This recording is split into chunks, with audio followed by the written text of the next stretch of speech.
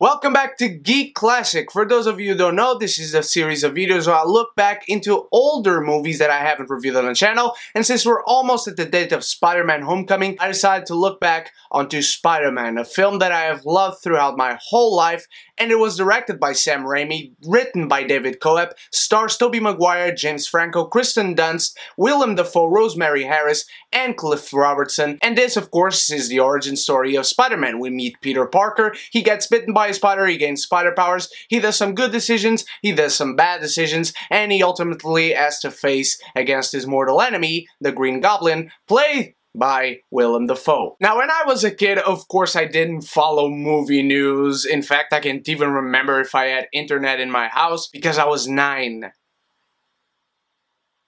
But I remember seeing this movie in the theater and being just delighted and immediately going into a toy store next and going after Spider-Man figures. I grew up with the 90s show, I grew up with the comics for God's sake. This movie was spectacular, and rewatching it for this review, it still goddamn is. What I love about this movie and the fact that Sam Raimi, a very practical and horror director, directed it, is that this movie has a very good sense of glee and awe. It feels very whimsical, just like the early comics drawn by Steve Ditko. This movie knows its characters, it knows its world, and even in the darkest moments, like the building on fire scene, the Green Goblin kidnapping Aunt May scene, the bridge scene, the final climax, the final battle of the movie, this movie knows very well where it's happening, with who it's dealing with. It's very Spider-Man. It's faithful to the world that it had in the comics, faithful to its characters. And Sam Raimi, even in those darkest moments,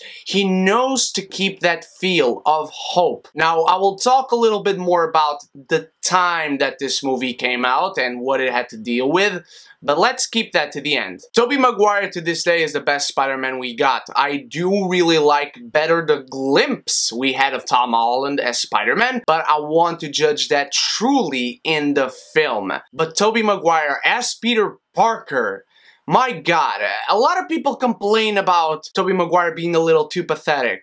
One of the words that you should describe Peter Parker with is pathetic. He should be absolutely 1000% pathetic. That is why it's cool that he becomes Spider-Man, not just because he gains fucking superpowers. He is a truly pathetic person. He's a guy with, besides Harry Osborn, no friends. He's a guy who has this indomitable crush on Mary Jane and has no chance at getting this girl. So Peter Parker, yeah, he is pathetic. That's what he is. I love the sequence where he goes after the bus and he just has everyone against him. The sequence where he goes to the lab and gets bitten by a spider, that is superhero origin section pitch perfectly right. How he handles the discovery of his powers. I always hear complaints about how he should be more surprised. I don't know, man. I would be very pumped to gain superpowers, and at least at that moment, I wouldn't care. Granted, they do take a little bit long at having him handling with these powers, but I would be this pumped and would not care about the significance of that. I would just be, wow, I have superpowers, let's go! The scene where he tries to launch his webs is just fantastic. It's very,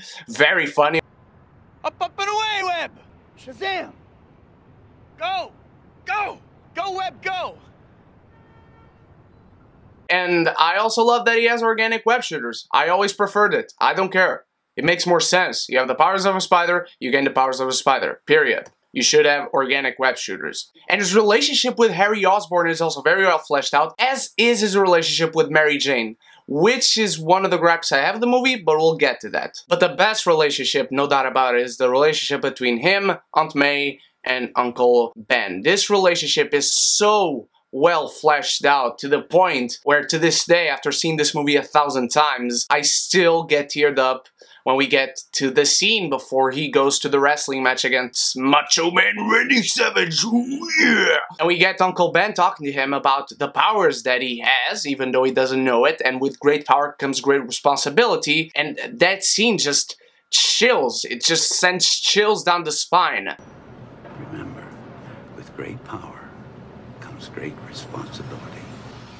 Not only that, it also builds up to how gratifying that scene is after the match where he goes after the robber who kills Uncle Ben. When Uncle Ben dies, my god, is Tobey Maguire a crybaby? No, he does cry a lot, but in those situations he should cry. I will say this though, Tobey Maguire's crying face is cringy, but it's one of those things that you really can't complain about. That's the face a person gets when he cries. I don't know, I bet I get a weird face when I cry as well. I bet you get a weird face when you cry as well, so it does never look good. Look, for Andrew Garfield's sake, he doesn't look good when he's crying, no one does. That scene where he goes after the robber and we get this dark abandoned building and he just regrets when he does accidentally kill the guy who killed his uncle, it's just very heavy. Again, very dark, but we get immediately brought back to the whimsical and hopeful vibe of the film of Spider-Man after that, because we get the suit, we get Peter Parker doing heroic things, we get him going to work on the Daily Bugle, because we get what is probably the best casting, not for the titular character, but for supporting characters in a comic book movie ever. J.K. Simmons as J. Jonah Jameson.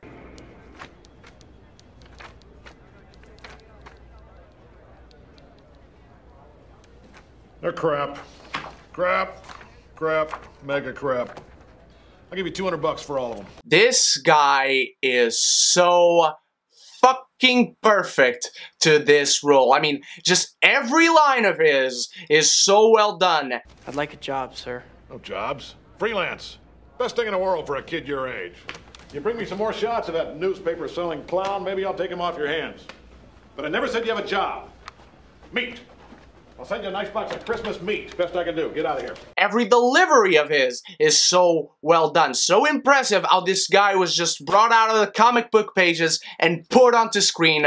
I love J. Jonah Jameson. When he first meets Peter, when he gets attacked by the Green Goblin and we get the quippy Spider-Man confrontation with Green Goblin and J. Jonah Jameson. Peter Parker just letting his rage or anger at Jonah Jameson come through and shooting a spiderweb into his mouth. It's just pitch perfect Spider-Man behavior. And now that we mentioned the guy, let's talk about him. Willem Dafoe as Green Goblin. Also pitch perfect casting. The guy who really lobbied for the role and he made the most of it. Just his origin when he gets the powers and the double identity. I mean, that scene is straight out of a Sam Raimi horror movie and you can't deny it. And it's all practical. Just like most of the movie, it's all practical. The set, everything. I mean, I love the origin of Green Goblin. And the sections we do get of Willem Dafoe talking to the mirror and him making faces, I mean, that's how you get across those two complete opposites of Norman Osborn and the Green Goblin. And he really did a fantastic job at that. That is what the Green Goblin is supposed to be like. This very demonic, very malevolent guy who just habits this very innocent man who just wanted to do something good. The symbolism of the mirror and all, very in your face, but 60s comics, Steve Ditko. It was never about being subtle or anything. And the action scenes between the Green Goblin and Spider-Man are very brutal. The Macy Gray Parade scene is very practical effects heavy. There's little CGI to be found there, and it's very good. It's very brutal, very visceral, very raw. The punches, you feel them. The bombs, you feel them. I really do love how practical the movie is. And the last fight in this movie, holy fuck. Every punch and every wall going down with our heroes, especially the ones under it, is very, very hurtful. I mean, you feel the impact of everything in these last sequences. But how gratifying this last fight scene is only because we get so much character. This movie has an incredibly good understanding of the characters it's dealing with, an incredibly good understanding of two well-developed characters. The dinner scene on Thanksgiving, for instance, is a great build and tension-heavy scene of Green Goblin and Spider-Man really trying to find out if one or the other is really Spider-Man or Green Goblin. And the use of colors, not only in that scene but throughout the movie, is very clever. Like the scene dealing with them trying to find out each other's dual identity has them wearing different clothes representing each other's colors. And I thought that was very, very clever. Again, that symbolism is a little more subtle, but it's just smart how they did it. The colors throughout the movie are fantastic, but in this scene especially, what it represents because of what the scene deals with is just very, very good. Congrats, Sam Raimi. Now let's get to my gripes with this film, because it's not perfect. I will get to the nitpicks first because they're very fast. When they do use CGI in this film, it has not aged well. For instance, in the Macy Gray scene, when they use CGI for the Green Goblin, it is very CGI heavy when you see him jumping into the glider and flying away. I do notice it, and they are nitpicky, but they are there, so I have to recognize it. Also, as I mentioned, Mary Jane.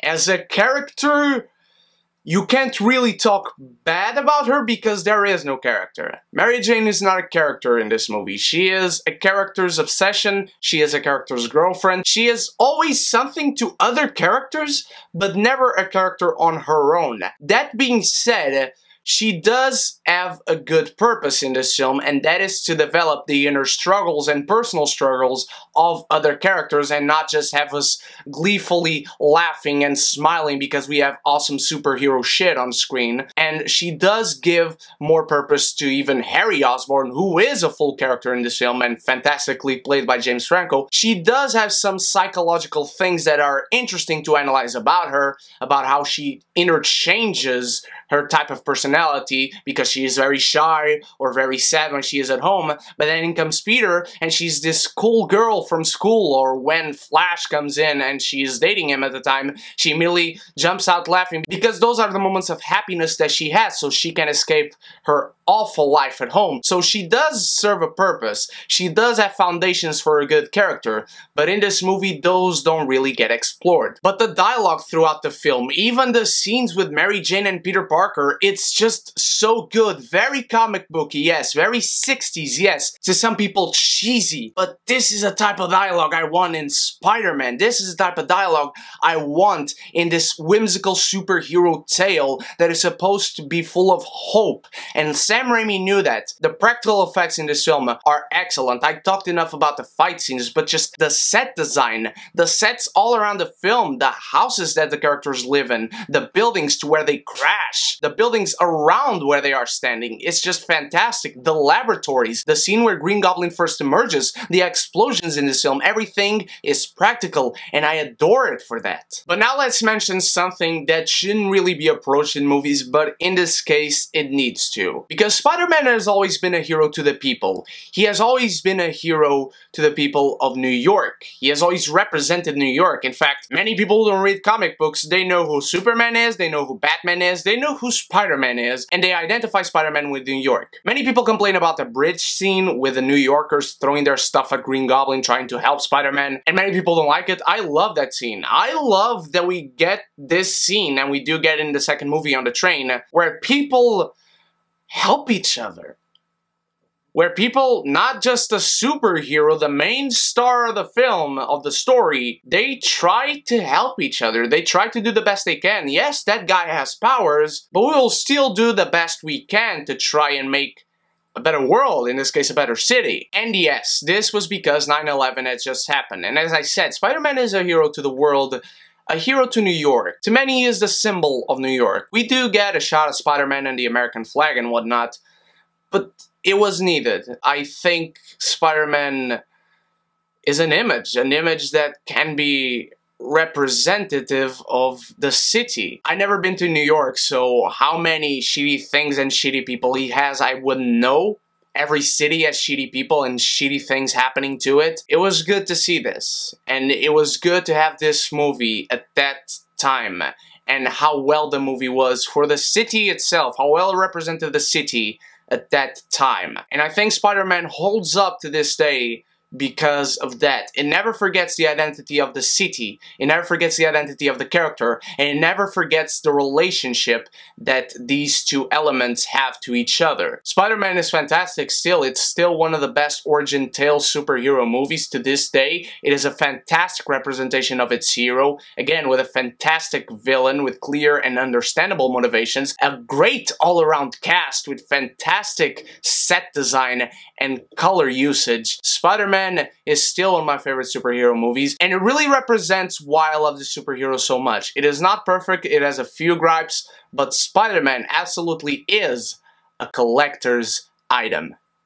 What did you think of Spider-Man, my beautiful geekies? Did you enjoy it? Did you not? Was this your first superhero movie you ever watched? And let me know in the comments below what is your favorite Spider-Man movie from the Raimi trilogy. Next week, I will come back with Spider-Man 2, and if I have time, I will review Spider-Man 3. Not sure, before Homecoming. Thank you so much for watching. You guys are the best. I have many reviews coming this week, like The Wall and Transformers and Despicable Me 3. So I can't wait to see you then, and until then, you stay beautiful, you stay geeky, and if you haven't done so yet, click the subscribe button and the bell so we can be geeky united!